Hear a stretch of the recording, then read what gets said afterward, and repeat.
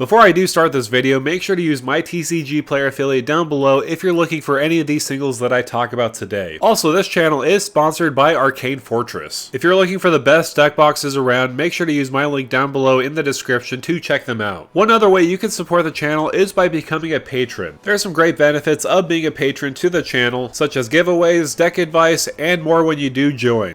Hey, what's going on YouTube? This is Devin coming back at you with another video today on Pub Stomp MTG, and in this video today I wanted to focus on a new commander that is coming out for Modern Horizons 3. And that commander is Herigast, Erupting, Nullkite. This looks pretty sweet. Obviously being an Eldrazi dragon is pretty cool, and I want to say this is from Innistrad based off of the art, looking at the architecture in the background. Again, not 100% sure because I feel like, in a way, Emrakul looked like it corrupted this dragon, specifically looking at the webs. It looks more Emrakul-like than any of the other Titans. Either way, this is a pretty sweet commander, being a mono-red commander because of that emerge cost of 6 and 2 red. So let's read what it does. So for 9 mana, it's a legendary creature, Eldrazi Dragon. It does have emerge 6 and 2 red. So basically, emerge, you could cast the spell by sacrificing a creature and paying the emerge cost reduced by that creature's mana value. Also, it does read whenever you cast a spell, you may exile your hand. If you do, you draw 3 cards. It does have flying, and each creature spell you cast has emerge. The emerge cost is equal to its mana cost. So based off of the leaks and based off of everything, I'm pretty excited about this Eldrazi commander compared to the 5-color one.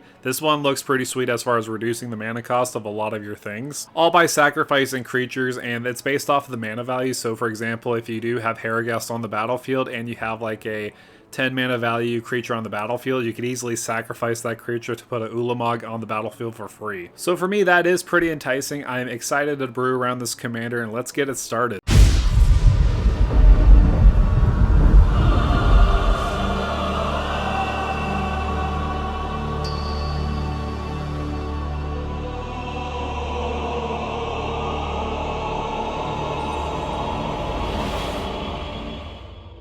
Alright, so as you can see, I'm on Moxfield. I'm going to just show the deck as a whole instead of going through like a slideshow presentation. I'm going to discuss a lot of synergy between a lot of these cards. And the main reason why I wanted to do this template instead of the normal template that I do on my channel is because I wanted to showcase each individual card, at least most of them, because obviously some are just kind of easy to say, yeah, this is going to be a great include. But in this part, I just wanted to kind of give you a brief overview of each card and why I did put it into the deck and the synergy that it does have with Herigast. So let's kick things off with the Planeswalkers. Ugin, both versions are really good, acting as removal with Ugin with a single target removal with the -3 ability. Also, colorless spells you cast cost 2 less to cast, which is pretty good because of course we do have a lot of colorless spells. That does include our mana rocks. Ugin the Spear Dragon is another great all-star. Of course, we do have a lot of colorless spells, but this just has the great ability of lightning bolting something on the battlefield, or really anything on the battlefield when you think about it, because it's any target. And you could also exile any permanent that is 1 or more colors. But again, if you do get to the -10, you just basically +2 it twice, and you can get there, draw 7 cards, gain 7 life, and then put up to 7 permanent cards from your hand onto the battlefield. If we put any of these big giant creatures on the battlefield, it's going to spell trouble for a lot of our opponents. And just to kind of give you a little bit of warning, this is before the full spoilers have been given out for Modern Horizons 3, so this deck list may change. I may make a new video on Herigast with the new cards that are in there. But this is just more of a quick brew, just trying to get the brew juices flowing so that you can kind of get an idea what you want to build around with Herigast. And so both versions of Ugin I feel like are going to be very serviceable. But let's get to the meat and potatoes of the deck. The creatures mainly, because of course this is a creature-based card with each creature spell you cast have as emerge. So in total there are 24 creatures. Atsushi is a really good one in the sense where when it does die, we're going to be sacrificing things due to Herigast's ability. And when Atsushi does die, you get to create 3 treasure tokens. That's the main reason and the main draw that I liked this card for that. And if you do have a lot of mana, you don't really need it. You could just exile the top 2 cards of your library and play them this turn. So this is just a great sacrifice card to basically put out Herigast a lot cheaper. There are definitely a lot of great artifacts in this deck, so if we could reduce the cost of Blast Furnace Hellkite and have it go onto the battlefield with Flash with Flying and Double strike and creatures attacking your opponents have double strike, this could be game ending for a lot of your opponents. Not yourself, because when your opponents attack you, they're not going to get double strike, but when they attack your other opponents, they are going to get double strike. Plus, this could potentially, if you have a big artifact on the battlefield, if, for example, you have like Oxida Golem, you could just sacrifice that, and it's really easy to cast Oxida Golem too, because if you have like 6 mountains on the battlefield, this is just essentially free. Then you can just cast that and then cast this for 3 mana at instant speed. This is really good synergy.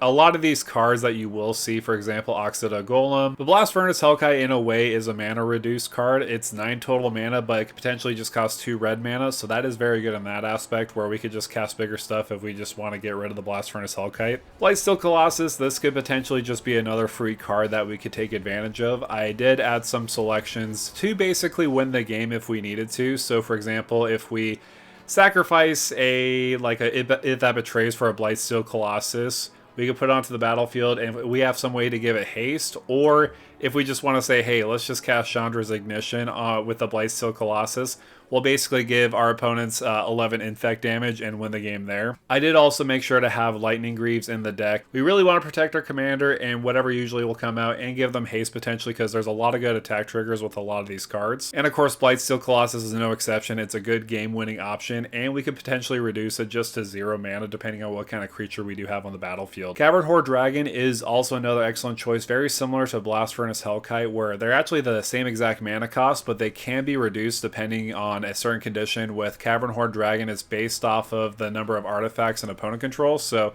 if somebody has 7 artifacts on the battlefield, if someone was playing a big giant artifact deck, this could potentially just be reduced to 2 red mana. And plus, it does have Flying, Trample, and Haste, and so you can just swing in at that opponent and then make a lot of treasure tokens for each artifact that player controls. So that way, on your next phase after that combat, you could potentially just sacrifice the Cavern Horde Dragon for 9 with that emerge cost, and then cast like an Emrakul with the leftover treasure. Coal Stoker is another one of those cards that's very similar to Oxida Golem, where it's basically there to cheat out bigger threats. If we play this card and then we use it to merge something else onto the battlefield, we have that 3 extra mana so that we could cast something else. And I feel like there's not much explanation we could give to both versions of Emrakul. The Emrakul, the World Anew, is going to be a pretty good card, mainly because if we do, for example, discard it, we could just pay 6 colorless mana. There's a lot of ways we could actually discard cards. For example, there's Faithless Looting, there is also Big Score, there's also Unexpected Windfall, where we could just take advantage of that, discard Emrakul, only pay 6 total mana for that. Even though it's colorless, we're playing basically a 2-color deck with colorless and red. So this is going to be pretty insane, especially just gaining control of all creatures and opponent controls. And because we are discarding maybe a lot of creatures depending on what kind of cards we're using, or if we're sacrificing creatures, we could reuse them with Felden of the Third Path. It has that really good ability to just make a token of a copy of a creature that you do have from the graveyard onto the battlefield. It is an artifact in addition to its other type, but it does gain haste, and it will be sacrificed at the beginning of the next end step. But let's just say, for example, in the graveyard you have a Terror of the Peaks. You could just put that onto the battlefield and then go ahead and swing with it, then emerge something else because of Herigast's ability. Using Terror of the Peak's total mana cost, you could take advantage of that. Of course, there's a lot of other big cards that you can be taking advantage of. That's just one example that I did use. Flare of Loyalties and If That Betrays are excellent cards in the deck, mainly because with Flare of Loyalties, you could just take control of a big giant creature with a good combat trigger. Swing away, it does get a 10/10 Trample, Annihilator 2, and Haste. Plus, what's very nice is you can control any target creature and give it haste. You don't have to worry about if nobody has any creatures, but you have another creature that might be smaller, like a Priest of Urabrask on the battlefield. You can make it into a 10/10 with all those stats too. If That Betrays, if our opponents are sacrificing a lot of things because we do have a lot of Annihilator triggers, we could just take control of them. I know not a lot of people like that effect, but that option is there. If we are throwing around a lot of big damage on the battlefield, Nullkite Dragon is going to be a great card just to refill our hand, mainly because when it enters the battlefield, you discard your hand and draw cards equal to the damage dealt to target opponent this turn. Another excellent choice would be both versions of Kozilek. These are just great ways to refill our hand, very similar to Nullkite Dragon. Obviously, they're pretty crazy in the aspect of Kozilek Butcher of Truth is just 10 mana, colorless mana. And that's what's very nice about all of these colorless cards is the fact that you could emerge them for colorless mana. There's a lot of ways where emerge isn't so great because you still have to pay that mana cost. For example, with Herigast, if you do sacrifice something, you still have to pay that 2 red mana. But because of Herigast's ability, each creature spell you cast has emerge. The emerge cost is equal to its mana cost. Essentially, Kozilek, if you do have a 10/10 on the battlefield, you could just emerge Kozilek with that triggered ability of casting it and draw 4 cards. The same can be said for Kozilek, the Great Distortion, giving us access to card draw and potentially control depending on how much different mana values we do have. We could just discard a card with mana value X and counter target spell with mana value X, so this is a great control disruption option. Obsidian Charmaw, in a way, is very similar to Cavernhorn Dragon and Blast Furnace Hellkite in the aspect where this could be reduced based off of the amount of colorless lands that our opponents can tap for. And so if this just taps for 2 red mana, that's going to be reduced, and then later on we could emerge something else with a mana value of 5. Plus it acts as great non-basic land hate. Rapacious One is one that I've kind of considered maybe not having in the deck, but I feel like it's pretty good overall. I mean, we could emerge this just for 1 red mana depending on if we have, for example, Obsidian Charmaw. We could swing in with it and make that much 0/1 colorless Eldrazi tokens that basically sacrifice themselves to make a colorless mana. Reckless Barbarian is there mainly because it's a ritual. We could just play this on turn 2 and then later on make 4 mana total or 5 mana total depending on if we put a land on there the next turn. Skitterbeam Battalion is pretty good. I like this one in the deck mainly because it enters the battlefield with 2 tokens that are copies of it. What's very nice about this aspect is the fact that they still retain their mana cost throughout the token copies. So if you cast this for 9 mana total, you're going to have 3 cards with total mana value of 9, which basically could reduce all of these cards in general. So Skitterbeam Battalion, I feel like, is going to be a great fit in the deck. Solemn Simulacrum is another fantastic card in this deck. It acts as ramp, and when we do sacrifice it, we get a draw a card. And if there's ways where we could just sacrifice this by emerging something with Herigast, that's even better. Terror of the Peaks is also another one that I just throw into the deck because I love Terror of the Peaks. Next up, both versions of Ulamog. These are other great options, mainly for removal. Again, if we reduce these costs, we could essentially remove a lot of permanents. I like Ulamog Ceaseless Hunger a little better, mainly because it could exile 2 target permanents, and it does have a very nasty attack trigger, so if we do have ways to grant it haste, this is going to be incredible to and really hard to deal with your opponents because, of course, this disrupts their deck. I do also like Ulamog the Infinite Gyre, but again, I do feel like Ulamog the Ceaseless Hunger is a little better. Zuludok Voidgorger is another insane card in the deck. Color spells you cast from your hand with mana value 7 or greater, have Cascade.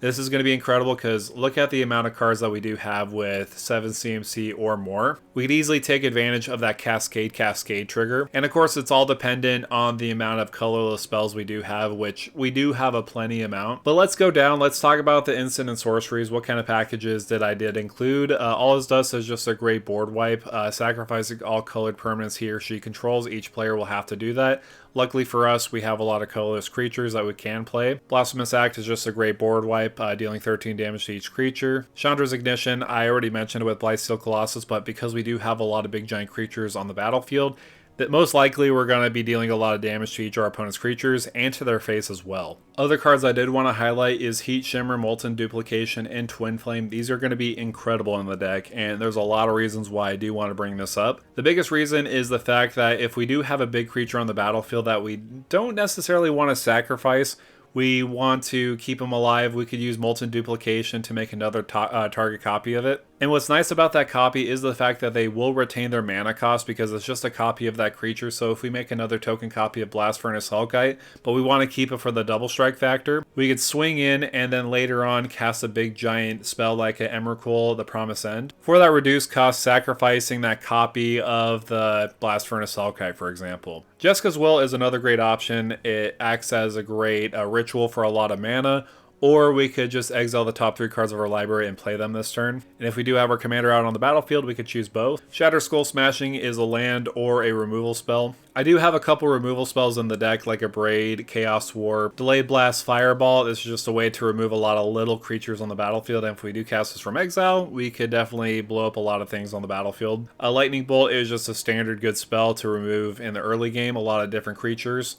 Wild Magic Surge could basically remove any threat that, I mean, you have to destroy it, so there's a lot of creatures that may have indestructible, but in most cases it's going to be pretty good. Null Elemental Blast is going to be a great include in the deck. I feel like we're going to be using this maybe a little bit more often in casual. CDH, I don't think you'll use this as much, but destroying a target multicolored permanent or multicolored spell you're countering that is going to be very useful because a lot of people love playing their multiple colors. And I'll tell you what, one of my more favorite cards that has come out in recent sets has been Return the Favor. This is excellent, especially in this deck where there's a lot of triggered abilities or ETBs. We could double them with Return the Favor. This also does act as deflecting SWAT in the way where you could just redirect a spell to a different target or an ability. So those are the main ones I did want to focus on.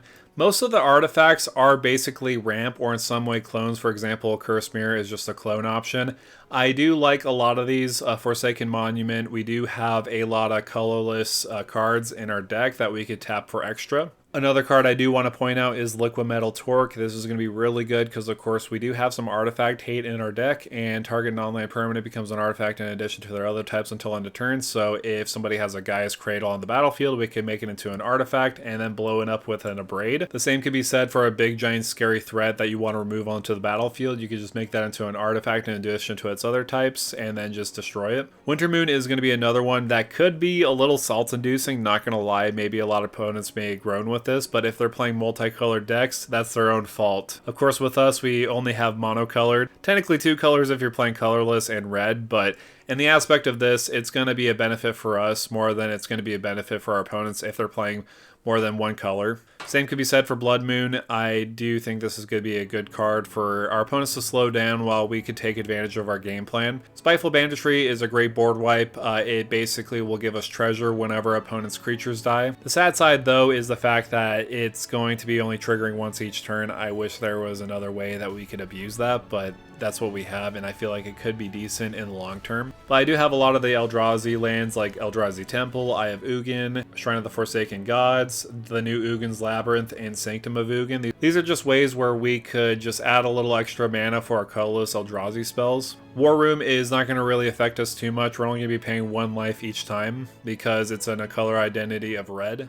However, that's going to do it for me, guys. Thank you guys so much for coming by and watching this video on Herigast Erupting Nullkite. Again, this is a pretty powerful commander, and I absolutely love it for the aspect that it's an Eldrazi dragon. What a cool typing that it is. And I hope there's going to be more and more typings that come around with Eldrazi. I'd love to see an Eldrazi dinosaur. We already seen a lot of Phyrexian dinosaurs, so why not add an Eldrazi dinosaur? But let me know down below in the comments, what are your thoughts and opinions? Is there anything that I did miss as far as synergy with Herigast or any other cards? I will say one funny synergy that I just thought about right now is the fact that Herigast itself does have a cast trigger where you exile your hand and then draw 3 cards. What you can do to constantly refill your hand or sculpt the right type of hand, you could easily cast Herigast, and then if you draw into a big creature with 9 CMC, you could just sacrifice Herigast with that ability and then put that big creature on the battlefield. If it did have a cast trigger or ETB trigger, the better, but what you can do is just recast Herigast for a cheaper cost, because I will say this does evade commander attacks in the way where it does have that emerge cost. I will believe that each time you do cast it for the emerge cost, it will cost 2 more to cast them from the command zone if it was put back there. But again, that was a little synergy. Of course, if you do have a big giant Eldrazi like Emrakul on the battlefield, this will definitely help you cheat commander attacks for sure, just costing 2 mana each time. So again, that was a little synergy. I think that's very cool. There's a lot of things that we can discover with Herigast, and of course with Modern Horizons 3 coming out pretty soon, there's probably going to be a lot more other cards that can be discussed. So with all that said, make sure to like, share, and subscribe to the channel, and with that out of the way, thank you for stopping by.